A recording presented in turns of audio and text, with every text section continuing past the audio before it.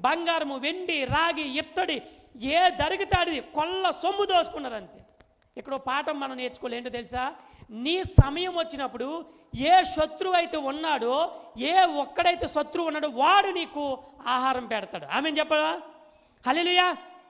ఎవడైతే నిన్ను కింద పడేయాలనుకున్నాడో, ఎవడైతే నిన్ను తొక్కాలనుకున్నాడో, ఎవడైతే నిన్ను పైకి రాకుండా చూడాలనుకున్నాడో, ఎవరైతే నిన్ను అనగొట్టాలనుకున్నాడో, దేవుడు వాడి చేతే నీకు మంచి భోజనం పెట్టేస్తాడు. ఆమేన్. 430 సంవత్సరాలు బానిసలు కొన్న ఇజ్రాయేలులకు ఏ ఐగుప్తీలు అయితే వెట్టు పనులు చేశారో అదే ఐగుప్తీల చేత బంగారము, వెండి, రాగి, ఇత్తడి ప్రతిదీ కూడా ఇప్పించి దేవుడు పంపించాడు. తాను వాగ్దానం చేసిన కానాను భూమికి పంపించాడు. ఇజ్రాయేలులకు ఒక్కసారిగా ఇజ్రాయేలు కొనువిప్పు కలిగింది. హల్లెలూయా. అది మొదటి స్వాతంత్రము. అది మొదటి